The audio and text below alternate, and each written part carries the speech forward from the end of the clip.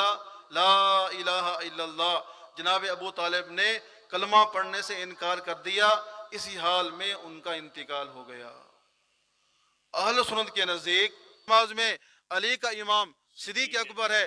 فرض کفایہ نماز، سیدہ فاطمہ الزہرا کا انتقال ہوا، فاطمہ الزہرا کا انتقال ہوا، صفیں تیار ہیں، جنازہ تیار ہے۔ جناب علی سے لوگوں نے کہا آپ کی زوجہ ہیں، آپ کی بیوی ہیں، آپ ان کی نماز جنازہ پڑھائیں، لیکن سید جناب علی تشریف لائے۔ جناب علی نے آگے بڑھ کر اپنی زوجہ، اپنی بیوی سیدہ زہرا کی نماز جنازہ نہیں پڑھائی، بلکہ جناب علی نے شیعہ سنی دونوں کتابوں میں موجود جناب علی نے آگے بڑھ کر جناب صدیق کا ہاتھ پکڑا، تعال یا ابا بکر، اے ابو بکر آگے بڑھیے، فصلی نماز جنازہ پڑھائیے۔ جناب علی نے صدیق کا ہاتھ پکڑ کر جناب صدیق اکبر کو مصلی پر کھڑا کر کے بتلا دیا اور یہ اعلان فرمایا، میرے نبی نے فرمایا تھا لا ينبغي لقوم فیہم ابو بکر ان یؤمہم غیرہ۔ علی نے فرمایا، میرے پیغمبر نے فرمایا تھا جس قوم کے اندر ابو بکر موجود ہو وہاں ابو بکر کے سوا کوئی دوسرا امام نہیں بن سکتا۔ میرا چونکہ مضمون عقائد ہے اور میں عقائد پر ہی بات کرتا ہوں، اپنی مسجد میں، درس قرآن میں، جمعہ کے خطبات میں، اور یہ اس لیے کرتا ہوں کہ حکم دیا ہمیں قائد ملت اسلامیہ حجت اللہ فی الارض علامہ علی شیر حیدری شہید رحمۃ اللہ علیہ نے، جب ہم نے ان سے مناظرہ پڑھا تو حضرت بار بار یہ فرمایا کرتے تھے علماء پر لازم ہے عقائد کو بیان کریں۔ اس لیے ان کی وصیت اور حکم کے مطابق کوشش کرتے ہیں کہ ہمارے بیانات عقائد کے بیانات ہوں، عقائد اہل سنت والجماعت بیان کیے جائیں۔ ربیع الاول کا مہینہ گزرا، آپ لوگوں نے ولادت پیغمبر صلی اللہ علیہ وسلم کو سنا، علماء نے اپنے ممبر و محراب سے اس بات کو خوب بیان فرمایا۔ مختصر وقت میں آج آپ کے سامنے وفات النبی صلی اللہ علیہ وسلم اور اس کے متعلق چند عقائد آپ کے سامنے بیان کروں گا۔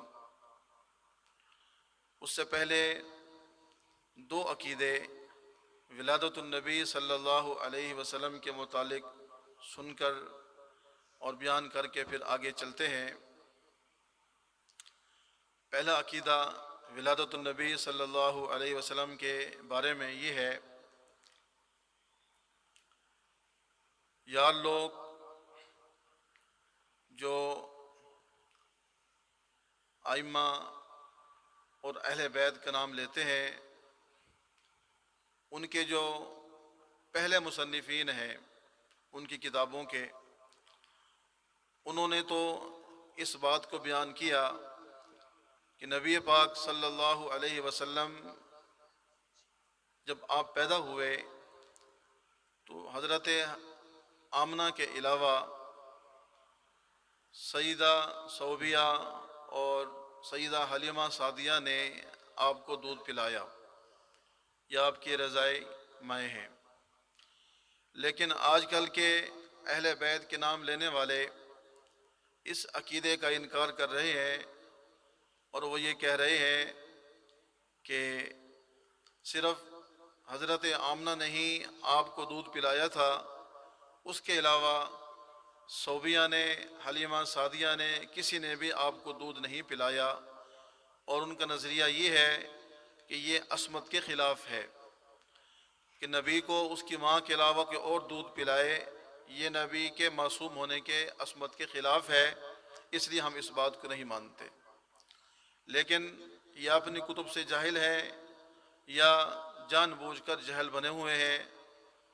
احسن المقال جلد نمبر 1 صفحہ نمبر 25 پر ان کے مجتہدین نے یہ بات واضح لکھی ہے کہ نبی پاک صلی اللہ علیہ وسلم کو سیدہ آمنہ کے علاوہ جناب صوبیہ نے اور سیدہ حلیمہ سعدیہ نے دودھ پلایا تھا، اور یہ عقیدہ عصمت کے خلاف ہرگز نہیں ہے۔ اگر ماں کے علاوہ کسی اور کا دودھ پلانا عصمت کے خلاف ہے، نبی کے معصوم ہونے کے خلاف ہے، تو آپ صلی اللہ علیہ وسلم نے بکری کا بھی تو دودھ پیا ہے، اونٹنے کا بھی تو دودھ پیا ہے آپ علیہ السلام نے، تو کیا پھر اونٹنے کا دودھ پینا یہ حضرت آمنہ کے علاوہ کسی اور سے دودھ پینا ہوا؟ کہ اب آپ معصوم نہیں رہے؟ بکری کا آپ نے دودھ پیا ہے، کیا بکری کا دودھ پینا یہ جناب آمنہ کے علاوہ کسی اور کا دودھ پینا، اس میں بھی عصمت ختم ہو گئی ہے؟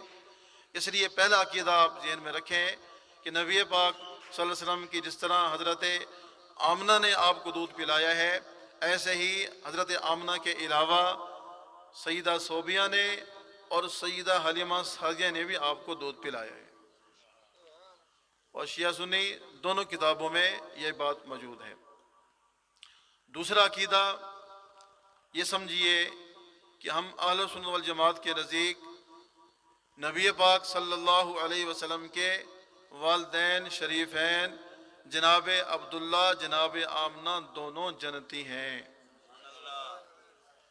سوال یہ پیدا ہوتا ہے کہ پیغمبر ابھی ماں کے پیٹ میں ہے، جناب عبداللہ کا انتقال ہوا، کلمہ پڑھا نہیں، کیسے جنتی؟ سوال یہ پیدا ہوتا ہے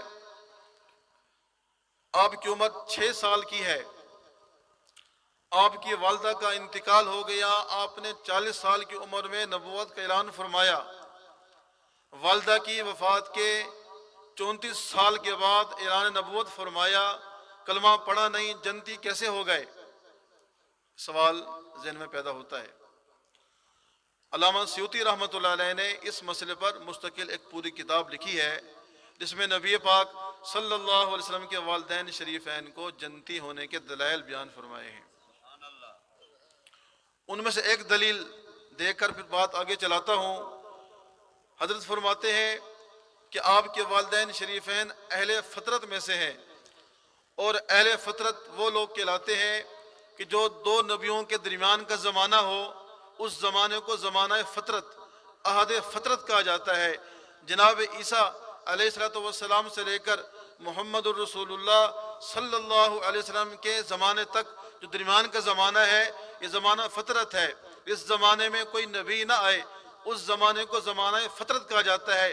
علامہ سیوطی فرماتے ہیں اس زمانے کے جو لوگ ہیں، اگر ان سے کفر کرنا ثابت نہ ہو، اگر ان سے بت پرستی کرنا ثابت نہ ہو، اگر ان سے شرک کرنا ثابت نہ ہو، تو وہ اہل توحید ہیں، اور جو اہل توحید ہیں وہ جنت میں جائیں گے۔ حضرت فرماتے ہیں آپ علیہ السلام کے والدین شریفین یہ زمانہ فطرت کے لوگ ہیں۔ حضرت عیسیٰ علیہ السلام سے حضرت محمد صلی اللہ علیہ وسلم تک درمیان کا زمانہ فطرت ہے۔ اس زمانے میں وحی نہ آئے، اس زمانے میں کوئی نبی نہ آئے، زمانہ فطرت کا زمانہ ہے۔ اس زمانے کے لوگ جو کفر کرنا جن سے ثابت نہ ہو وہ اہل توحید ہیں۔ آپ علیہ السلام کی والدہ جناب آمنہ، آپ علیہ السلام کے والد جناب عبداللہ سے کبھی بھی کہیں بھی کسی موقع پر بھی نہ بچپن میں، نہ جوانی میں، نہ بڑھاپے میں شرک کرنا ثابت نہیں، بت پرستی کرنا ثابت نہیں۔ جب ان سے بت پرستی کرنا ثابت نہیں، ان سے شرک کرنا ثابت نہیں، ان کا کفر ثابت نہیں، یہ اہل توحید ہیں، اور جو اہل توحید ہیں وہ جنتی ہوتے ہیں۔ اس لیے ہمارے نبی کے والدین شریفین جنتی ہیں، یہ عقیدہ ہے۔ ہمارے نبی کے والدین شریفین جنتی ہیں، ہمارے نبی کے والدین شریفین یہ عقیدہ ہے۔ یہ عقیدہ رکھنا اہل سنت کے مسلمات میں سے ہے اور اہل سنت کے عقائد میں سے ہے۔ ہمارے نبی کی وفات ہوئی، آپ پر وفات ہوئی، آپ کی وفات ہوئی، آپ دنیا سے رخصت ہوئے۔ اس میں چند عقیدے بتا کر بات ختم کرتا ہوں۔ پہلی بات یہ سمجھیں، البقاء للہ رب العالمین، صرف جو بقا ہے وہ صرف رب العالمین کو ہے، باقی سب کو فنا ہے، باقی سب کو فنا ہے۔ بقا صرف اللہ رب العزت کو بقا ہے، باقی سب کو فنا ہے۔ اور اللہ پاک نے اس کو بار بار قرآن پاک میں بیان فرمایا، کل من علیہ فان وَيَبْقَى وَجْهُ رَبِّكَ ذُو الْجَلَالِ وَالْإِكْرَامِ، بار بار کل حالکن الا وجہ، یہ ساری آیات اور اس طرح کے عقیدے قرآن پاک میں بیان کیے گئے ہیں۔ بقا صرف اللہ کی ذات کو ہے، باقی سب پر موت آنی ہے، حتیٰ کہ ملک الموت حضرت اسرائیل کو بھی موت آنی ہے، انہوں نے بھی مرنا ہے، ان کو بھی موت آئے گی، بقا صرف اللہ کی ذات کو ہے۔ اللہ کے جتنے بھی پیغمبر تشریف لائے، اولیاء صلحاء تشریف لائے، سب پر موت کا وعدہ ہوا، سب پر موت آئی، دنیا سے رخصت ہوئے۔ یہ الگ بات ہے کہ اللہ پاک نے انبیاء کو اعزاز بخشا ہے کہ ان کو وفات کے بعد قبر میں حیات عطا فرمائی ہے، لیکن موت کا وعدہ سب پر پورا ہوا۔ ہمارے پیغمبر پر بھی موت کا وعدہ ہوا، آپ دنیا سے رخصت ہوئے۔ حدیث شریف کے اندر ہے، سفر کے آخر میں 11 ہجری میں آپ علیہ السلام کو تیز بخار ہوا، آپ علیہ السلام کو تیز بخار ہوا، اتنا شدید بخار ہوا، حضرت ابن مسعود فرماتے ہیں میں عیادت کرنے کے لیے گیا، میں نے ہاتھ ملایا تو ہاتھ پیچھے کر لیا، آپ علیہ السلام کو اتنا تیز بخار تھا۔ یا رسول اللہ آپ کو تو تیز بخار ہے؟ آپ نے کہا جی ہاں، جتنا تم میں سے 2 آدمیوں کو بخار آتا ہے اتنا مجھ اکیلے کو بخار آتا ہے، اتنا تیز بخار۔ یعنی ایک آدمی کو اگر 100 پر ہو تو 2 کو 200 پر، تو آپ علیہ السلام کو گویا کہ 200 پر بخار تھا، اتنا آپ کا جسم تیز گرم تھا۔ تو ابن مسعود فرماتے ہیں میں نے کہا یا رسول اللہ پھر کو تو آپ کو اجر بھی دگنا ملتا ہوگا، آپ کو ثواب بھی دگنا ملتا ہوگا؟ آپ نے کہا جی ہاں، جس طرح مجھے بیماری دگنی آتی ہے ایسے مجھے ثواب بھی دگنا ملتا ہے۔ آپ علیہ السلام یہ بخار کی کیفیت ہے، غشی طاری ہو جاتی ہے، نماز کے ٹائم آپ اٹھتے ہیں، نماز پڑھاتے ہیں، 15 دن آپ کو بخار رہا، 12 دن تک آپ خود تشریف لے جاتے رہے، نماز پڑھاتے رہے۔ اسی دوران آپ صلی اللہ علیہ وسلم نے ایک مرتبہ آپ اٹھے، آپ نے حضرت فضیل بن عباس کو بلایا، جناب علی کو بلایا، دونوں کے کندھوں پر آپ نے ہاتھ رکھے، آپ مسجد میں تشریف لے گئے، آپ کی جانثار صحابہ کرام آپ کے انتظار میں بیٹھے ہوئے ہیں، ممبر پر آپ تشریف فرما ہوئے، آپ نے خطبہ پڑھا، اللہ کی حمد و ثنا بیان کی، اس کے بعد آپ نے فرمایا شاید یہ میرا آخری خطبہ ہو، اس کے بعد تم مجھے شاید ممبر پر نہ دیکھو۔ صحابہ کرام کی چیخیں نکل گئیں، صحابہ کرام دھاڑے مار کر رونے لگے کہ اللہ کے پاک پیغمبر نے یہ کیا فرما دیا۔ آپ نے کہا حقوق العباد کو بیان فرمایا، حقوق اللہ کو بیان فرمایا۔ آپ نے کہا حقوق العباد میں سب سے پہلے میں اپنے حقوق تمہارے سامنے رکھتا ہوں، اگر میں نے کسی کے حقوق دبائے ہوں تو مجھ سے بدلہ لے لو۔ میں یہ چاہتا ہوں جب میں خدا کے سامنے کل قیامت کو حاضر ہوں تو میرے اوپر کسی کا کوئی حق نہ ہو۔ یہ آپ نے اعلان فرمایا۔ پھر آپ نے فرمایا لوگو، اللہ نے ایک بندے کو اختیار دیا ہے دنیا میں رہنے کا اور اپنے پاس آنے کا، تو اس بندے نے اللہ کے پاس جانے کو اختیار کر لیا ہے۔ یہ اشارہ تھا کہ اب میں دنیا سے جانے والا ہوں۔ پھر آپ نے فرمایا لوگو، میں تمہیں دین کے طالبوں کے لیے وصیت کرتا ہوں، جو دین کے طالب علم ہوں ان سے حسن سلوک کرنا۔ پھر آپ نے فرمایا اے مہاجرین کی جماعت، میں تمہیں وصیت کرتا ہوں میرے انصار کے ساتھ تم ادب احترام سے پیش آنا، ان کی تعظیم اور تکریم بجا لانا۔ پھر آپ نے فرمایا لوگو سنو، حیاتی خیر لکم ومماتی خیر لکم، لوگو میری زندگی بھی تمہارے لیے بہتر تھی، میری موت بھی تمہارے لیے بہتر ہوگی۔ یا آپ نے فرمایا، پھر آپ نے فرمایا زندگی میرے لیے بہتر، میری زندگی تمہارے لیے بہتر اس لیے ہے کہ تم کو میں نے ایک پاکیزہ دین دیا ہے، ایک شریعت دی ہے، قرآن دیا ہے، پاکیزہ دین دیا ہے، اس لیے میری زندگی تمہارے لیے بہتر ہے، میری وفات تمہارے لیے اس لیے بہتر ہے کہ میں آگے جاؤں گا اور جا کر اپنی امت کا حوض کوثر پر انتظار کروں گا، اس کے لیے وفات آنا ضروری تھا۔ پھر آپ علیہ السلام نے چند اور باتیں ارشاد فرمانے کے بعد آپ ممبر سے نیچے اترے، آپ تشریف لے گئے اپنے دولت قدا پر، آپ پر غشی طاری ہوئی، آپ نے پیالہ پانی کا منگوایا، بار بار آپ اپنے چہرے پر پانی ڈالتے تھے، پوسی کرتے تھے، پھر آپ ایسے لیٹے، اچانک اٹھ بیٹھے، آپ نے کہا عائشہ عائشہ عائشہ فلاں جگہ پر جاؤ، وہاں پر 7 اشرفیاں پڑی ہوئی ہیں، وہ جلدی لے کر آؤ، ان کو جلدی صدقہ کرو۔ میں محمد یہ چاہتا ہوں اگر میری اس حال میں موت آ جائے کہ میرے پاس پیسے پڑے ہوں میرا کیا بنے گا؟ میں یہ چاہتا ہوں کہ میں اللہ کے سامنے اس حال میں حاضر ہوں کہ میرے پاس دنیا کی کوئی چیز نہ ہو۔ اشرفیاں منگائیں، ان کو آپ نے صدقہ فرمایا۔ پھر آپ علیہ السلام 3 دن آپ مزید مرض الوفات میں مبتلا رہے۔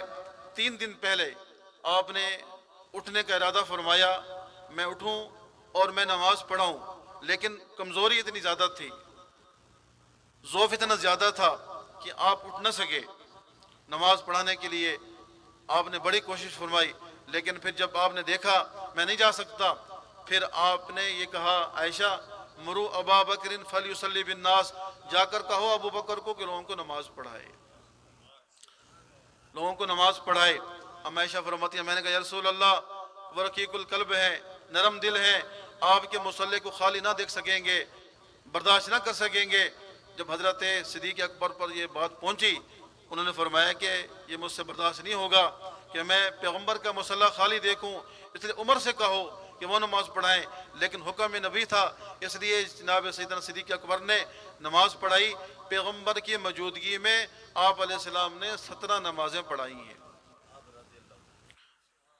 جمعرات کو مغرب کی نماز آپ نے پڑھائی، آپ صلی اللہ علیہ وسلم نے مغرب کی نماز جمعرات کو پڑھائی۔ عشاء کی نماز کے لیے آپ نہ جا سکے، عشاء کی نماز جمعرات کی، عشاء کی نماز، جمعہ کی 5 نمازیں، ہفتے کی 5 نمازیں، اتوار کی 5 نمازیں اور سوموار کی 1 نماز، 17 نمازیں جناب سیدنا صدیق اکبر نے آپ علیہ السلام کی موجودگی میں، آپ علیہ السلام کی زیر نگرانی آپ نے 17 نمازیں پڑھائیں۔ گویا کہ پیغمبر نے سیدنا صدیق اکبر کو اپنی زندگی میں اپنا مصلی دے کر، اپنی زندگی میں اپنا مصلی دے کر بتلا دیا کہ میرے بعد جو اس امت کا رہبر ہے، اس امت کا رہنما ہے، اس امت کو جو امام ہے وہ سیدنا صدیق اکبر ہے۔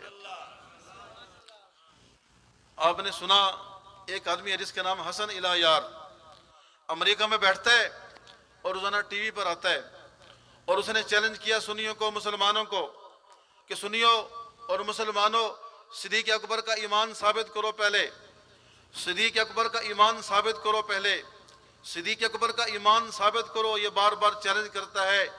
ہم نے کہا صدیق اکبر کا ایمان تو اس کی بہت ساری دلیلیں ہیں، قرآن نے آپ کو صاحب پیغمبر کہا، آپ کے ایمان کی بہت ساری دلیلیں ہیں، لیکن تیرے مزاج کے مطابق دلیل دوں۔ میں نے کہا صدیق اکبر کا ایمان تو یہ ہے، صدیق اکبر کے ایمان کی دلیل تو یہ ہے کہ صدیق اکبر علی کا امام ہے، صدیق اکبر علی کا امام ہے۔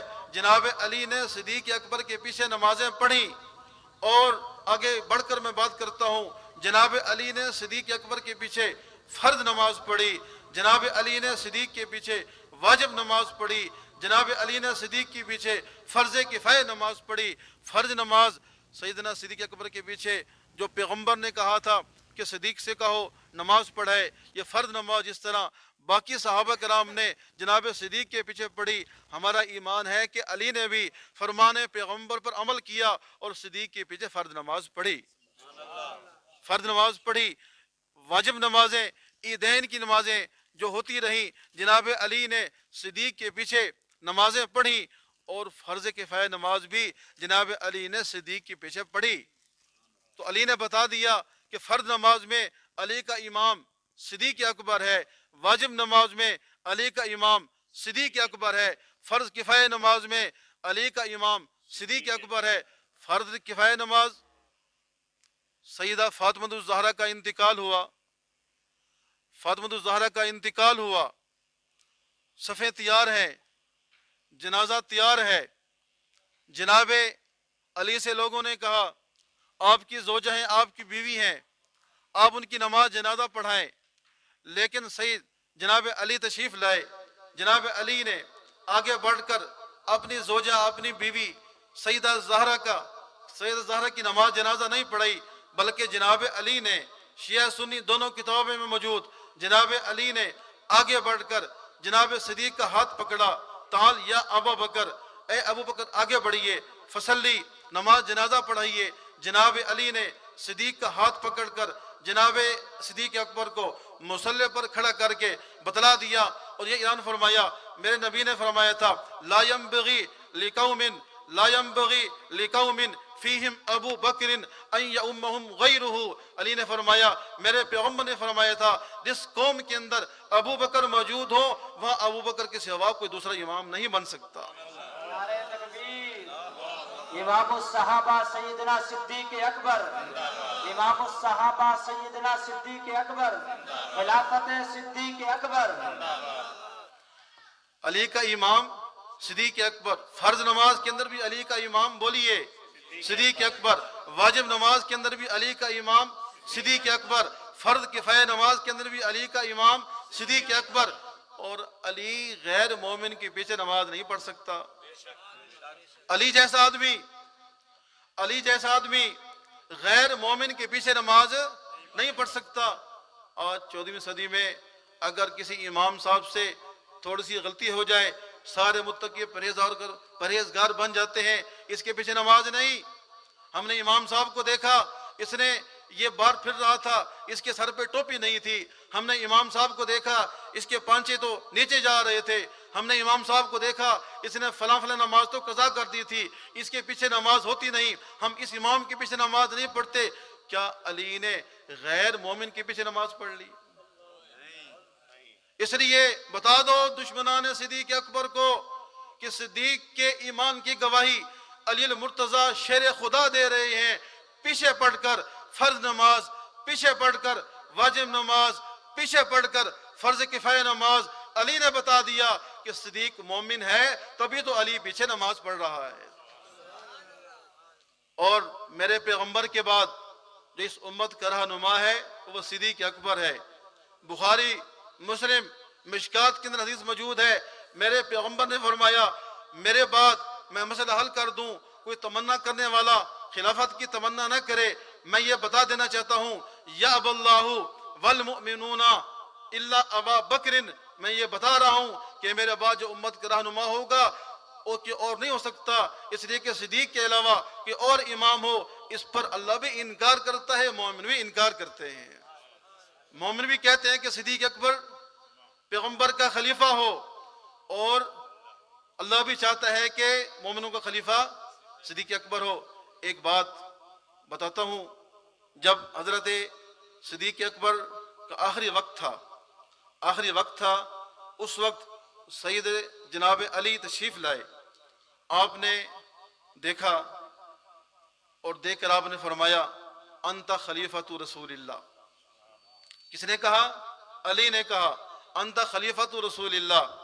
جناب صدیق کی عاجزی کی انتہا دیکھیے. آپ نے کہا بھائی علی خلیفہ نہ کہو، مجھے خلیفہ کہو. خلیفہ نہ کہو، مجھے خلیفہ کہو. خلیفہ کا معنی علماء نے لکھا ہے جب جانور گھاس کھاتا ہے، گھاس کھانے کے بعد جو گھاس بچ جاتا ہے، جس کو کھانے کے قابل نہیں کہا جاتا، جس کو جانور بھی نہیں کھاتا، اس گھاس کو خلیفہ کہا جاتا ہے.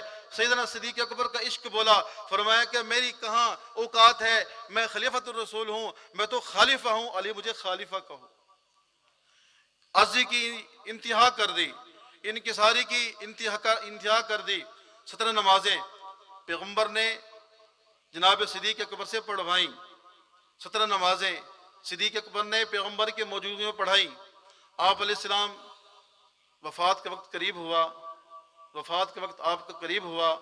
آپ علیہ السلام نے سمار کے دن پردہ اٹھایا اور مسجد میں جھانک کر دیکھا. صحابہ کرام خوش ہو گئے کہ اللہ کے پیغمبر تشریف لا رہے ہیں، لیکن آپ نے پھر پردہ واپس بند کر دیا. صحابہ کرام فرماتے ہیں جب آپ نے چہرہ اندر کیا تو آپ کے چہرے کے نورانیت سے مسجد جگمگا اٹھی.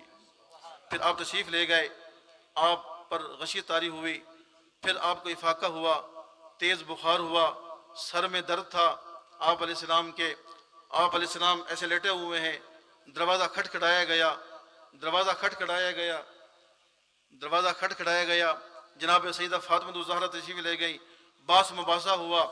آپ نے کہا فاطمہ تم کس سے باس کر رہی ہو؟ فرمایا کہ ایک عرابی ہے، ایک دیہاتی ہے، اندر آنا چاہتا ہے.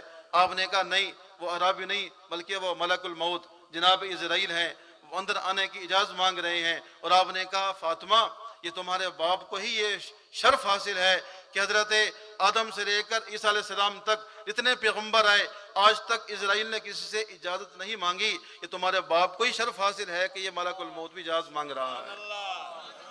تشریف لائے، بات مختصر کرتا ہوں، تشریف لائے۔ آپ نے کہا اسرائیل ہو؟ جی ہاں۔ تو میں کہ میرے بھائی جبرائیل کہاں ہیں؟ میرے بھائی جبرائیل کہاں ہیں؟ تشریف لائے۔ تھوڑی دیر کے بعد جناب جبرائیل بھی تشریف لائے۔ آپ نے کہا ملک الموت سے اپنا کام کرو، مختصر کر رہا ہوں۔ ملک الموت نے اپنا کام شروع کیا، آپ علیہ السلام کی روح مبارک قبض کی، روح مبارک آپ کی نکالی گئی باقی علماء کے نزدیک، لیکن حجت الاسلام مولانا محمد قاسم نورتی فرماتے ہیں کہ آپ علیہ السلام کی جسم اثر سے روح نہیں نکالی گئی، بلکہ آپ کے پورے جسم سے روح کو جمع کر کے آپ کے قلب میں جمع کر دیا گیا۔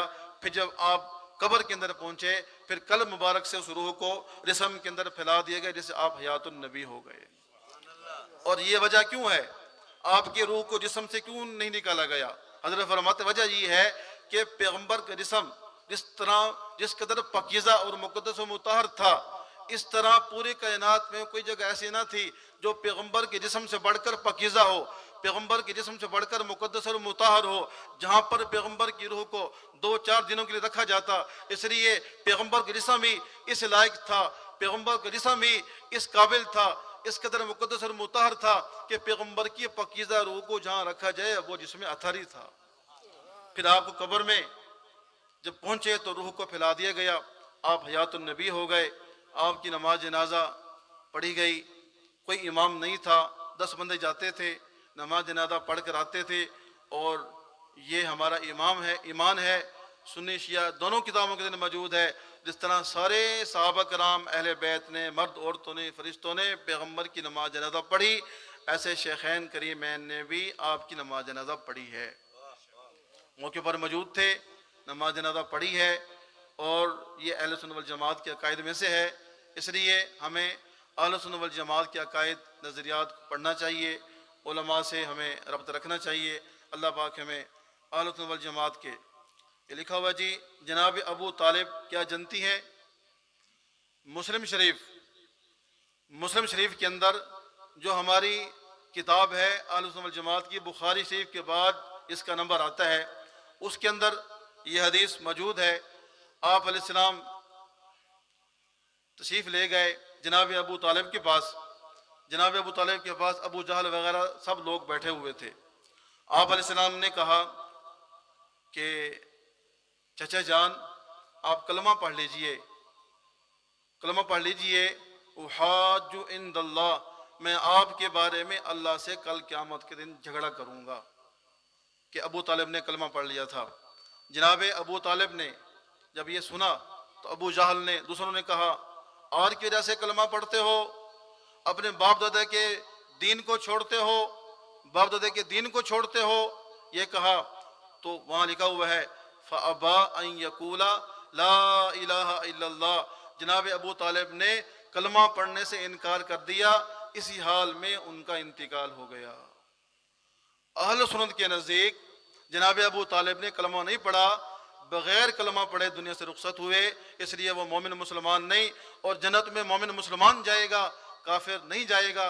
اس لیے جناب ابو طالب نے کلمہ نہیں پڑھا، بغیر کلمہ کے دنیا سے رخصت ہوئے، اس لیے وہ جنتی نہیں ہے، بلکہ وہ جنت کے علاوہ جہنم میں جائیں گے۔